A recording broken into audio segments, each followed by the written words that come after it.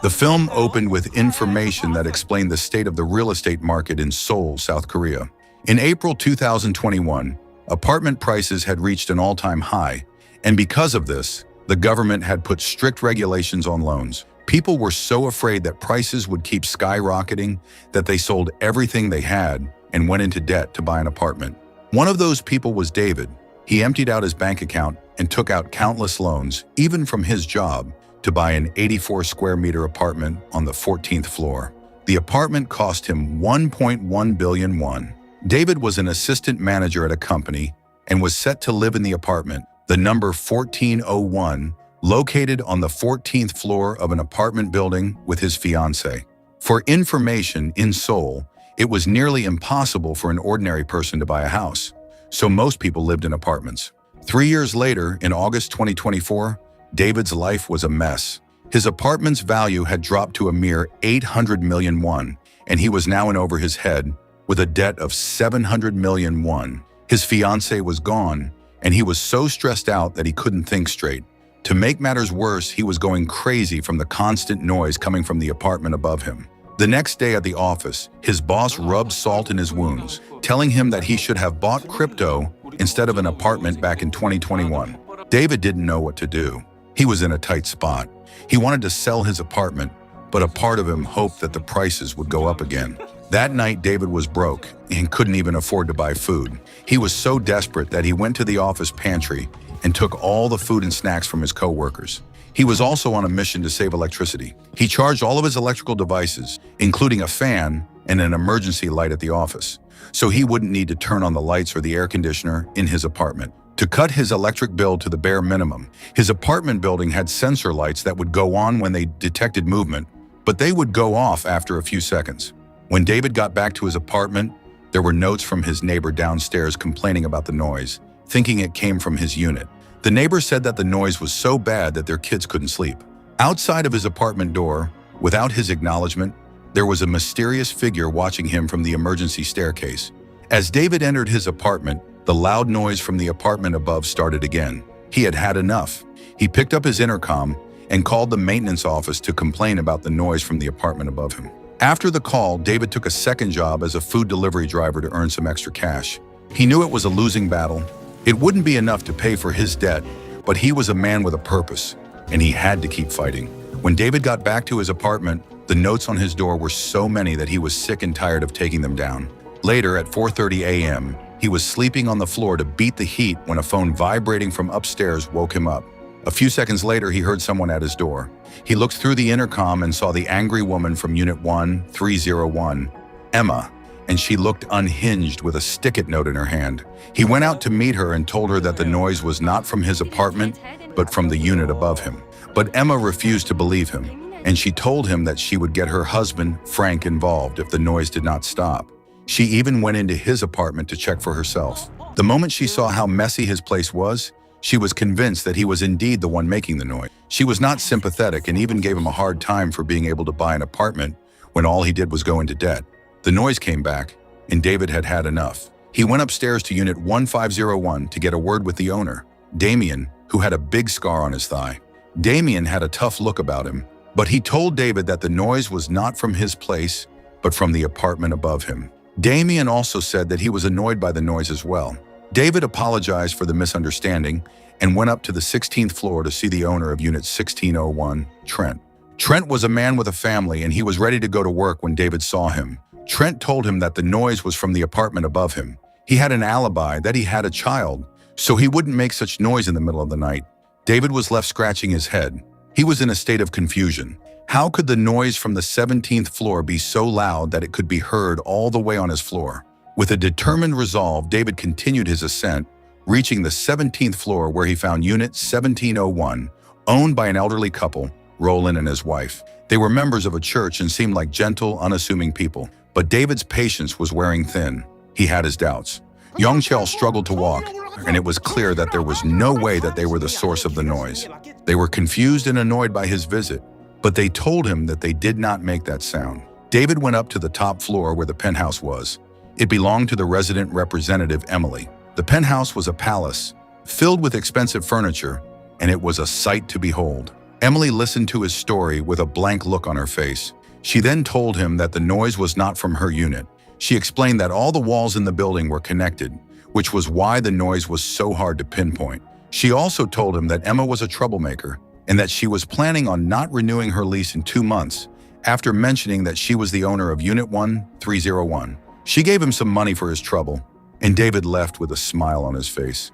David was on cloud 9 with the money in his hand until he got home and saw that his bicycle tire had been slashed. It was a slap in the face. He was sure that it was Emma who had done it. The next day, David poured his heart out to his coworker Jack about Emma. Jack suddenly told him about a crypto chat group that could predict when a coin would go down and when it would go up. He told David that a coin named GB would go down to 815 points at midnight, and that if he bought it, he would be a millionaire in a week after an 800% increase. David was skeptical.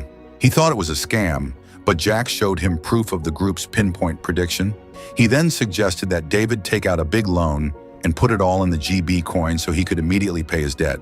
David knew that it was a huge risk, but he was desperate, so he eventually did it.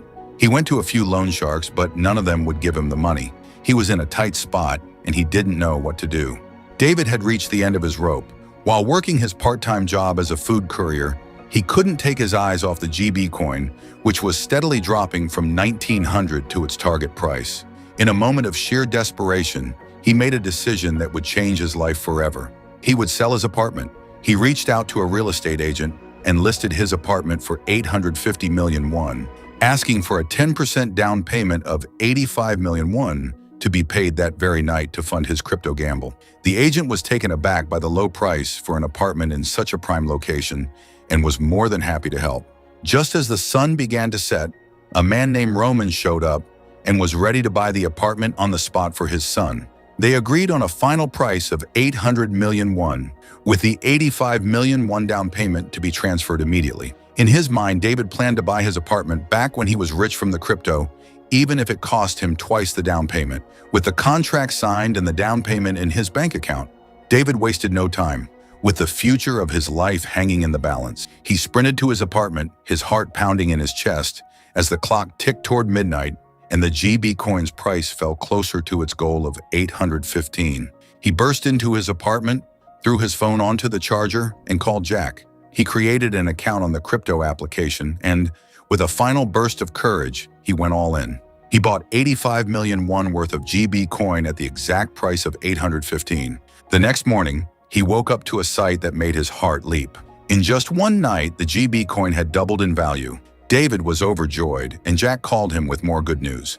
The crypto group predicted that the coin would reach a staggering 800% profit at 8:15 a.m. on August 15th, and he had to sell at that exact moment. If all went according to plan, he would be able to pay off his entire 700 million won debt. For the first time in a long time, David had hope. He spent the rest of the morning cleaning his apartment, as if clearing the mess from his life. The next day, as David went to throw out his garbage, he saw his sad neighbor from the adjacent apartment. He thought nothing of it. But that night, a mysterious figure slipped into his apartment while he was asleep. The figure looked at the notes on his crypto and left something on the floor. A short while later, David was awakened by a banging sound coming from the unit below. His doorbell rang, and it was Damien. He was in a state of alarm and said that he had also heard the noise. David invited him in, but the moment Damien was inside, the noise stopped. David was at his wit's end. He explained to Damien that his neighbor Emma, who lived in 1301, had been acting strangely, and that the noise could travel through the building's interconnected walls. Damien didn't buy it. He was skeptical and believed that David was the one making the noise. Just as Damien left, the noise started again. David looked out his window and saw a phone outside the window, thinking it was Emma, which made him feel that he was being watched. David's blood ran cold. He was sure that she was the one who was making the noise. He went down to her unit, but no one answered the door. The neighbor next door heard the ruckus and came out to tell him that the noise was from his unit, not Emma's. David went outside to have a cigarette and saw a man with a weird look on his face.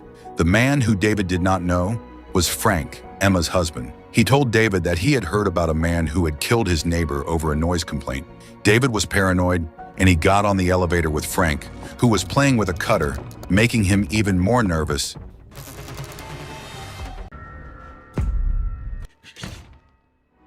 As the days went by, David's mental state began to decline. He was so paranoid that he thought his neighbors were all working together to drive him insane.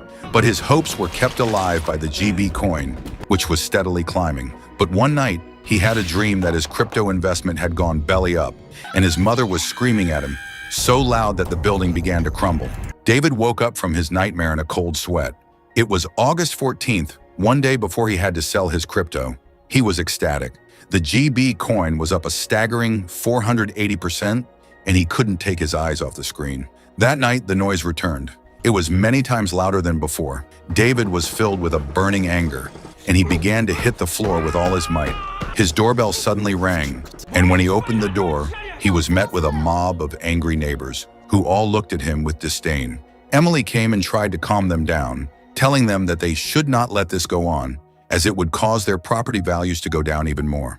David defended himself and told them that Emma and Frank were the ones making the noise, but the neighbors were not having it. They demanded that they check his apartment. A maintenance worker and Damien went inside with the rest of the mob. To David's horror, they found a speaker at the end of his room, which was connected to a phone and was playing a construction noise from a YouTube video.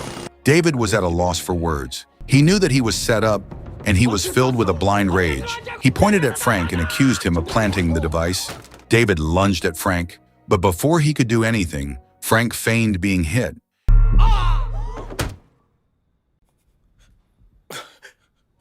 And the police came out of nowhere and arrested David for disturbing the peace. David was taken to the station, and he knew that his life was about to go from bad to worse. It was August 15th, and he had to sell his GB coin at 8:15 a.m. to become a millionaire. He had only 7 minutes left to do so, but his phone was broken. He told the officer that he had to go to the bathroom. The moment his cuffs were off, he ran into the police chief's office, locked the door, and went to the computer to log into the crypto application. The verification process was a pain in the neck, but he was lucky that he could still see a few things on his broken phone, and he was able to log in. David had a chance to get a 600% profit, but he was a man of greed, and he wanted to wait until he got to an 800% profit. He would regret that decision for the rest of his life. At that very moment, the police began to break down the door. David desperately tried to hold it shut, his eyes glued to the computer screen. Just as the GB coin reached its peak of 800%, the police shot him with an electric taser, and he collapsed to the floor.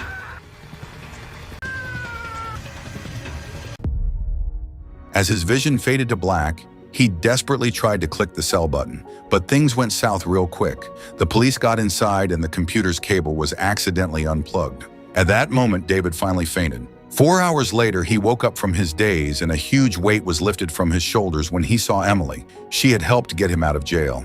The police had found some footage of a hidden camera on Frank's phone, which was used to record their altercation. And a few neighbors also testified that Frank was the one who attacked David first. David went back to his apartment and his heart sank when he saw a banner announcing that a new train line would be built nearby, which would, of course, increase the property values.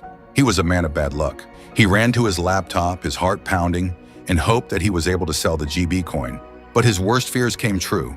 The GB coin had gone belly up and was worth nothing. He was out of his 85 million won, and his apartment was sold. He had lost everything. The schoolyard's light, a figure moves where wrong feels right. Words are arrows sharp and slide on the quiet under sky. Oh, they scream like storms that rage, but I am calm, an unwritten page. Their voices fade, I hear the ground, a softer world where I am found. I speak in whispers the world can't hear, a language woven from pain and fear. Though they call me broken, I am whole, a silent hymn within my soul.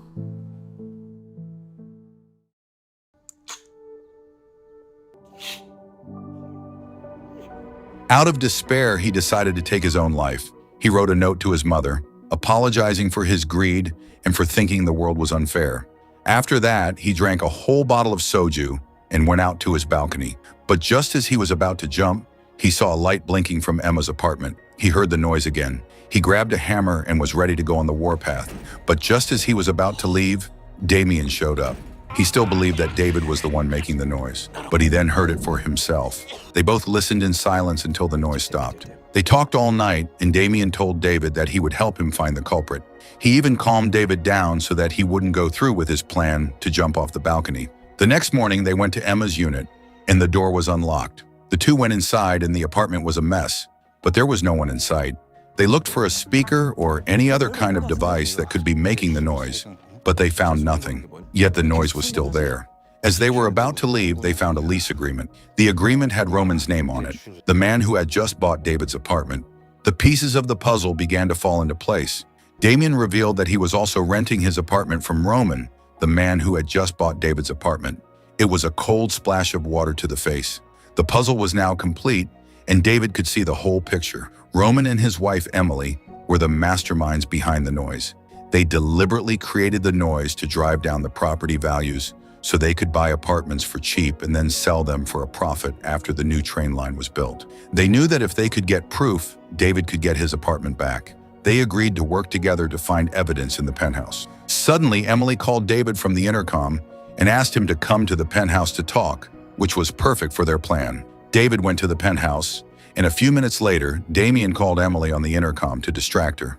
David used the opportunity to excuse himself to the bathroom. He looked for anything that could be making the noise, but he found nothing. However, he did find a tear gas gun in the study and a huge steel door with a fingerprint lock. He went into the main bedroom, and his heart dropped when he saw Roman in there. Roman saw him and was not happy. David accused them of making the noise to drop the apartment value, but they both looked at him as if he was a crazy person. They both told him to get out and never come back. David was devastated, but he knew that they were lying. He told Damien there was a room with a steel door fitted with a fingerprint lock in the penthouse. He was sure there was the source of the noise. David went back to his apartment and saw the mysterious phone that was connected to a speaker found in his apartment during the incident earlier. He began to look through the phone, and even though it was locked, he could still see that it was connected to Wi-Fi from the notification bar. He was about to tell Damien about it, but he found it strange that the Wi-Fi signal was strong outside of Damien's apartment. To prove his suspicion, he went over to Damien's place and asked if he could use his Wi-Fi. Damien told him that he didn't have Wi-Fi in his apartment. After Damien returned inside and closed the door, David tried to find the signal from the other unit, but the signal went down pretty immediately after he left Damien's unit. David's blood ran cold, and he knew that Damien was the one who was making the noise. He went down the hall and saw Damien going to the gym. He told him that he was locked out of the gym and asked if he could borrow his key. He then swapped the key with a fake one. He now had the key to a major clue. They continued their conversation in the sauna. The sauna was steaming, but Damien was as cool as a cucumber. He began to open up, sharing stories from his past as an investigative journalist. He explained that he had a history of exposing corruption and criminal activity, which put a target on his back. He had to battle the powerful elites, and it was a battle that he lost. He showed David a scar on his leg, a permanent reminder of a brutal stabbing and torture session. He was now a freelancer, he said, so he could move more freely without anyone watching him. David was filled with a sense of dread. He knew that Damien was a man with a shady past, but he had no idea just how shady it was. He told Damien that he had to go home because he was tired, but he had no plans to go back to his apartment. He went back to Damien's apartment, hoping to find a speaker or some other kind of evidence that would prove that he was the one making the noise. His heart pounded in his chest as he went inside. His suspicion was confirmed when he found a Wi-Fi modem that was connected to a mysterious phone there. But what he found next was beyond his wildest dreams. The walls of the apartment were covered in articles about him, articles that went back months. Damien had been stalking him, watching his every move. He also found articles about Emily, who was a senior prosecutor. The walls were a puzzle, and David was the final piece. As he looked at the articles, he found a tablet that was connected to every intercom in the apartment building. The tablet could not only record conversations, but also open every door in the building. As he looked at the other rooms, he found a room with countless speakers that were all connected to different phones. It was all a lie, and David was set up from the very beginning. It was Damien all along. His worst fears came true when he heard the door open. He knew that Damien had come back, and he knew that his time was up. He hid in the closet, with his heart beating a mile a minute. He watched in horror as Damien sat down at his computer. Damien had a camera hidden in his necklace that recorded everything. He had recorded all the neighbors' conversations and their frustrations with David. Later that night, after Damien fell asleep, under the cover of darkness, David slowly crept out of the closet. He was filled with a burning anger at the lies that Damien had told, and in a moment of sheer impulse, he was ready to kill Damien in his sleep. But his conscience got the better of him, and he couldn't do it. Just as he was about to leave, Damien's doorbell rang. It was Emma, who was also in on the conspiracy. Emma was angry because Frank was in a coma from the fake fall he had taken. She blamed Damien for everything. Damien was not a compassionate man, and he tried to give her more money to keep her mouth shut. Emma felt she was betrayed and threw Damien's evidence tapes in a fit of rage, which were full of all the evidence he had collected all over the floor. Damien's eyes were filled with a blind rage, and he brutally murdered Emma.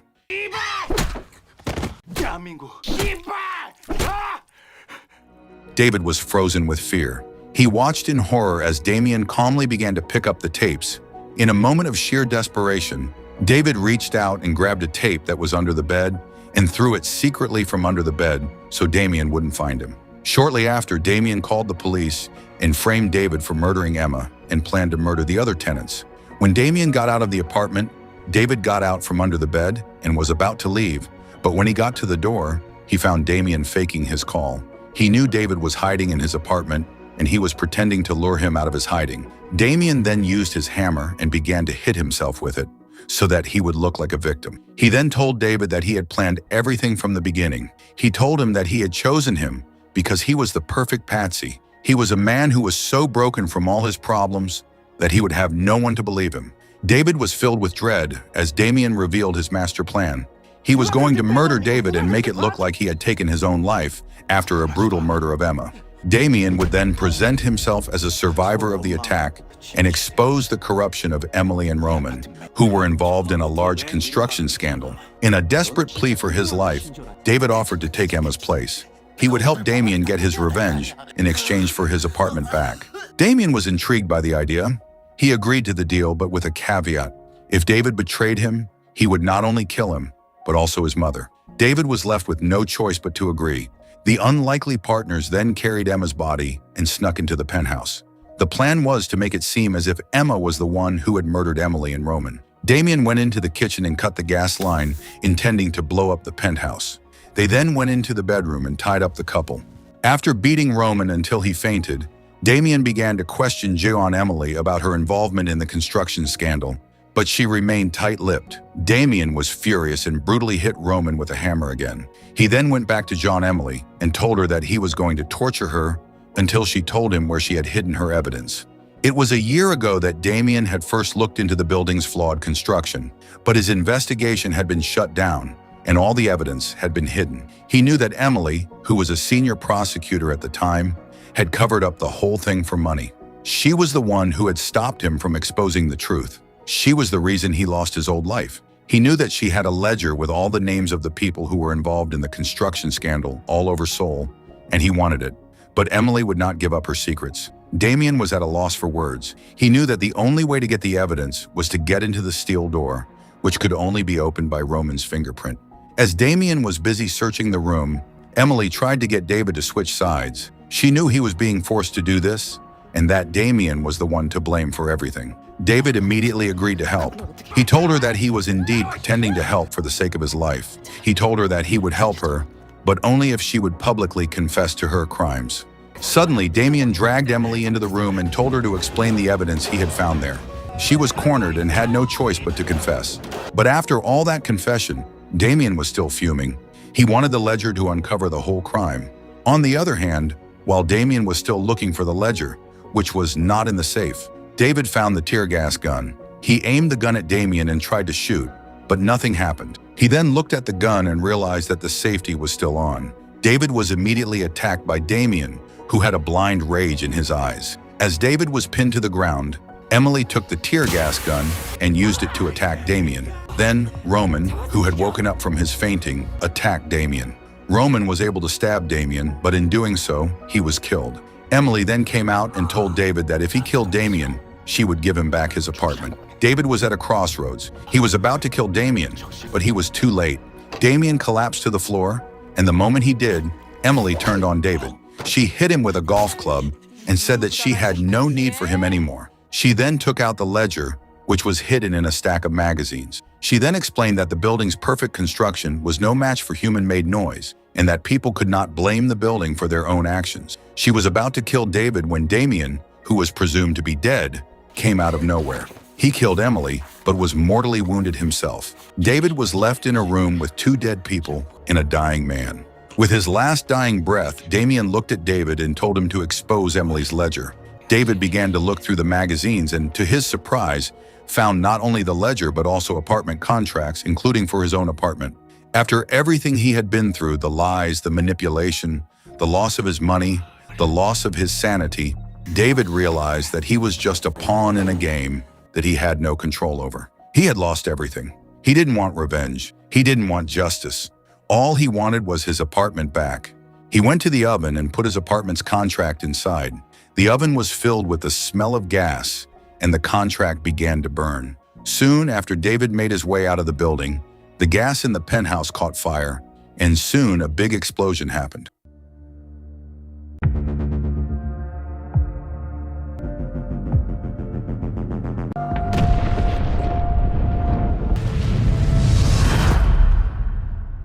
Long story short, David woke up in a hospital bed with his mother by his side. A few weeks later, after he recovered, he went to the prosecutor's office and gave them all the evidence from Damien's apartment. But the prosecutors told him that without the ledger, there was nothing they could do.